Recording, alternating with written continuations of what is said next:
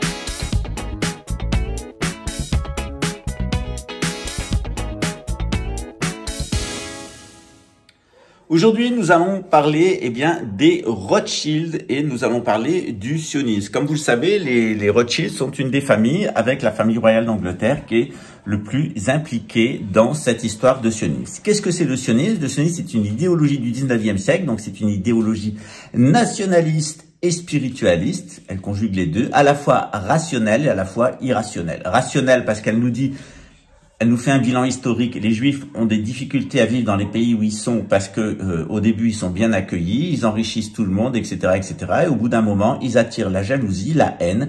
Les gens les dépossèdent et les foutent dehors. Charmant. On connaît ça. Les gens qui viennent chez vous et qui, au final, se comportent mal. Ça arrive. Moi, ça m'est arrivé. Il y a des tas de gens de ces dernières années qui sont venus chez moi qui sont mal comportés. C'est généralement le cas au Brésil. C'est ce dont ont souffert les indigènes. Mais il y a le cas inverse. C'est-à-dire des gens qui viennent chez vous avec beaucoup de gentillesse, etc. Et puis, ils vous apportent beaucoup de choses, etc. Puis, au bout d'un moment, il y a la jalousie qui s'installe. Et puis, on fout les gens dehors en les dépossédant. Ça, c'est ce qu'ont vécu les Juifs pendant des siècles. Mais c'est une malédiction qui est connue dans le Talmud.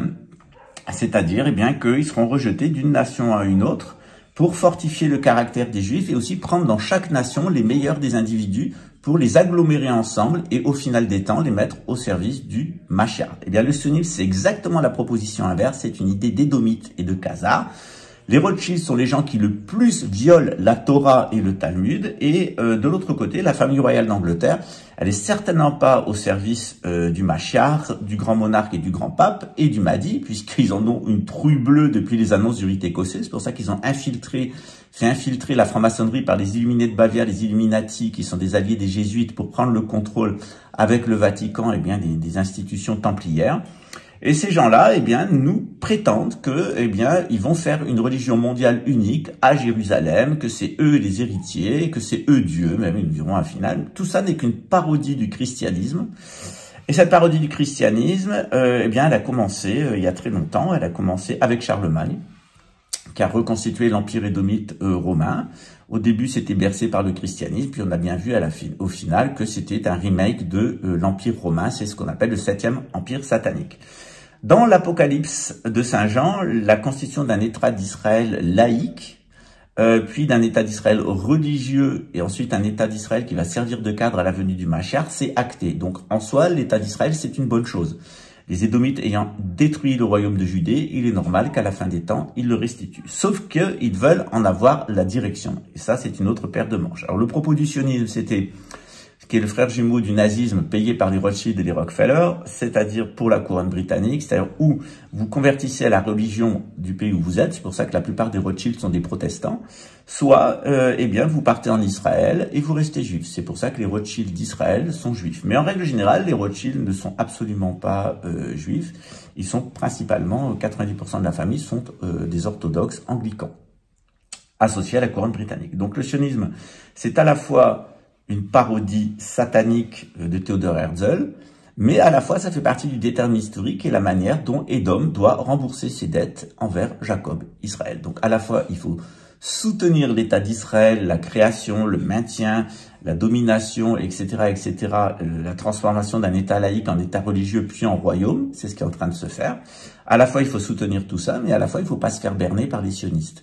Or, on va voir à la suite que cette histoire du drapeau israélien, rien que cette histoire-là, c'est quand même une sacrée blague. Et c'est encore un coup des Rothschild qui sont allés ressusciter, en réalité, non pas un des éléments du judaïsme, mais un des éléments du culte édomite, et pas seulement du culte édomite, du culte à Moloch. Et vous allez voir que derrière le drapeau d'Israël, il n'y a rien de juif, c'est au contraire exactement l'inverse, c'est le culte d'Astaroth, c'est-à-dire eh bien, le culte de Vénus en version maléfique chez les Sumériens. On n'en sort jamais des Sumériens.